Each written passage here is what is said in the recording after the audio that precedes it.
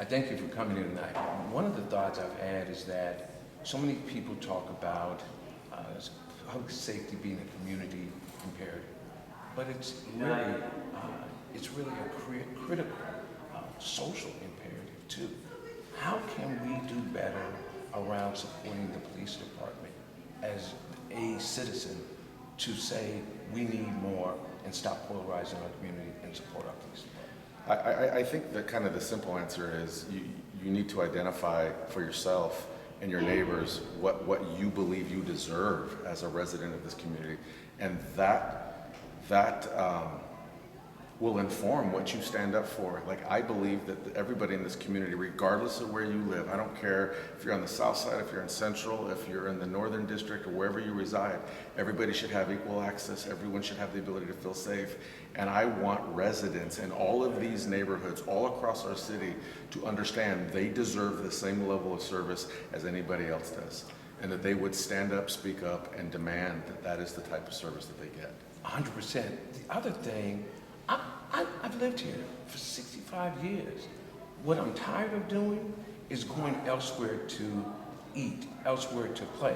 I want to be able to live here, work here, eat here, and thrive here. And I think that it's a moral imperative that public safety is improved and that we stop pitting one force against the other, leaders against the police department, then it just exacerbate the issue in the community. We need to work together. What can we do to bring the city leaders and the police department together and really celebrate the importance of living in this community safely together? You know, the best picture of that I can describe is, for far too long, when there's disagreement, there's people on opposite sides of the table, and the thing that they disagree about is in the middle, and they look at each other as the cause. Each other are the problem as to why that issue is broken or needs fixing. But when you're constantly looking at other people as the issue, you never resolve the real issue. Unity, we have to come around and sit on the same side of the table. And when I look at my brother and my sister, you are not the cause of the problem. You are my solution to this problem. And if we can work together, we can find a path forward to solve this issue. And I think that's one of the missing ingredients in our community right now, is we need to get on the same side, stop pitting sides, be on the same side, lock arms, and realize we are each other's solution.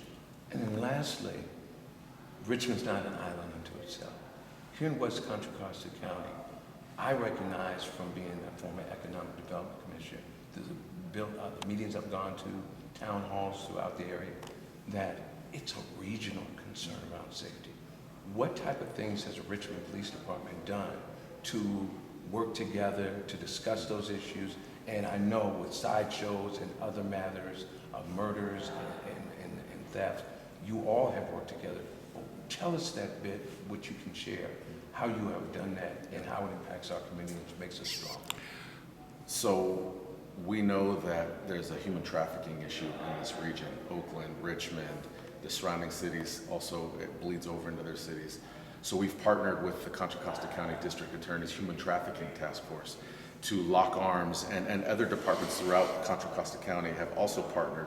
So we're able to share resources and bring extra thinking and extra minds and extra bodies to the table to help tackle the issue here in Richmond. Because if we can solve it here in Richmond or impact it here in Richmond, we know that it's going to have an impact in San Pablo. We know it's going to have an impact in El Cerrito. We know it's going to have an impact in Oakland.